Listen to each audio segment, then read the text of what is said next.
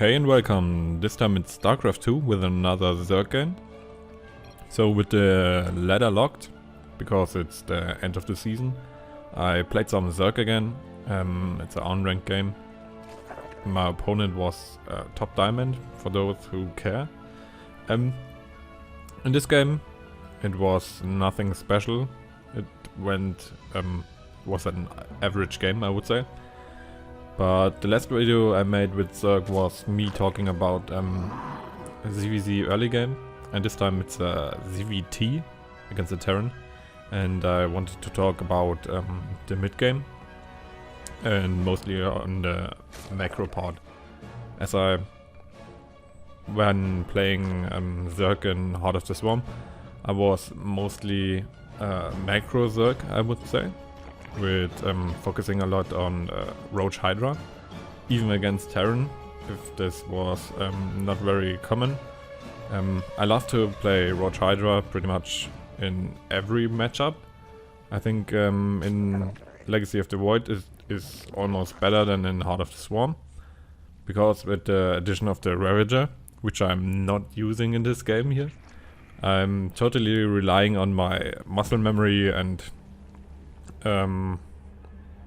overall practice from Heart of the Swarm in this game. But you will see the style is still viable. It comes down to just solid macro and out-macroing your opponent, no matter what composition he goes for or you go for. So when you want to learn Zerg or any race, I think it's best to do this with a fundamental of rock solid macro play. Even though a Masters player or a Grandmaster player would say my macro wasn't that good in this game, it's still enough to beat one of the higher diamond players. So obviously some mistakes were made in this game, but overall the macro was pretty on point. Here we see one of the first mistakes, losing drones in the early game. This is something that's just of being rusty with Zerg. So I'm not used to the Reaper timings anymore and when to prepare for the Reaper. So, but still with the Queen out, the Reaper shouldn't be any big problem anymore. Okay, now after successfully surviving the early game, it's now the point where I have to decide what I want to go for in this game. As I said, in the end it will be Roach Hydra, but at this point in the game I don't really know what I want to go for or what I should go for. So I wanted to scout out my opponent, preferably without losing the Overlord. So I just poke in a little bit with the Overlord, see okay, it's a barracks and with a reactor, and it's producing Marines, which leads me to the decision that I maybe need some Banelings or Roaches. So I'm still on the track that I might eventually or maybe go for a Roach-Bane attack, as I haven't done this in quite a while and wanted to try this out. But then I realized that I forgot my Lair, which rules out the possibility of going for a Roach-Bane attack, as everything is just too late to be viable anymore. So it would hit when the Terran is prepared for it and wouldn't deal the needed damage to justify the build. So I have to sacrifice an Overlord to scout out what my opponent is doing, where I'm seeing a factory with a tech lab attached, and this is a somewhat good indicator that at least some tanks, maybe a full mech Terran is my opponent, but I'm not sure of it, and so the Baneling nest in this point is pretty much useless. But I still got the Roach Warren, which is good against either bio or mech player. So here I'm trying to morph my Overlord into an Overseer, and try to save him that way, but in the end it didn't work out. I wasn't really sure. There are some specific hit point timings. When you know them, you can morph an Overseer and then the Overlord survives, because when the Overlord, the Overseer pops, it has full health again. But anyways, macro. So we are macroing up, having a third base, got some drones there already. So we're in a pretty okay spot to just pump out a handful of units. So with the handful of units we built, we pretty much buy ourselves the time to do whatever we want, as we are currently safe with the creep that I have going. I think at least I'm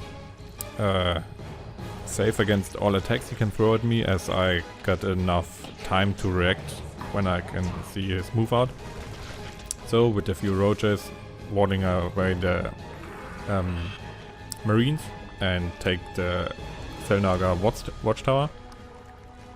So from here on out, there's not really anything special happening. I'm getting a Hydralisk then, drones, upgrades, +1/+1.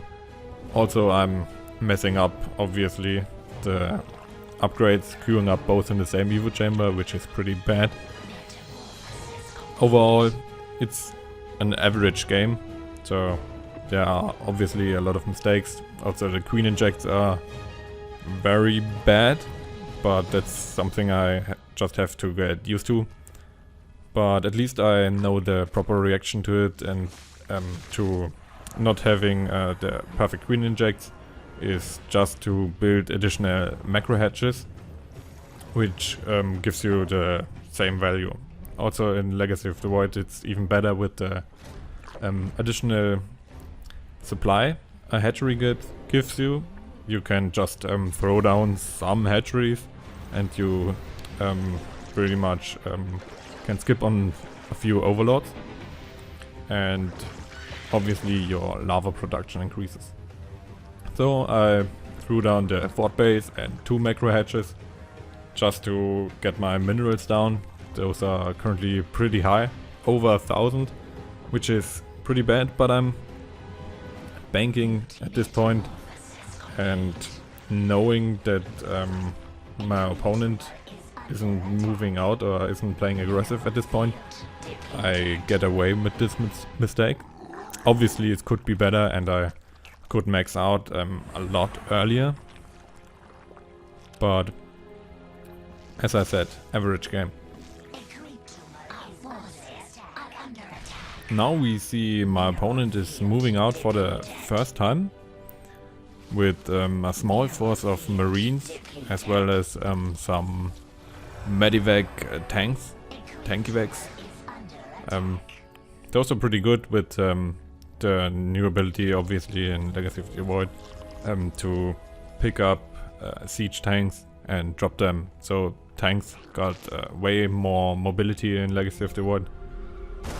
But this isn't even helping him on this map, because the choke in our arena is very small, and so he doesn't really get the angle to attack me, as he would have to run his marines through this little gap, which in the end would probably lose him his whole army without achieving much. So I'm still safe here, building a handful of links, also hotkeying those in a separate hotkey group from my main army, just to harass, or at least this is the idea behind it, to have those run around on a different angle. Also clearing the Selnaga watchtower again, and now I'm gearing up for the attack as I'm almost maxed out. So I'm walking over to my opponent's side and just testing the water, you could say. Sending out a Roach, I think, just to see what his defense looks like. Okay, it's a few tanks, but for some reason he doesn't have as much as I expected, and so I decided to just throw my army at him, and it works out pretty well, especially with the separated hotkeyed links, which I sent in from the top.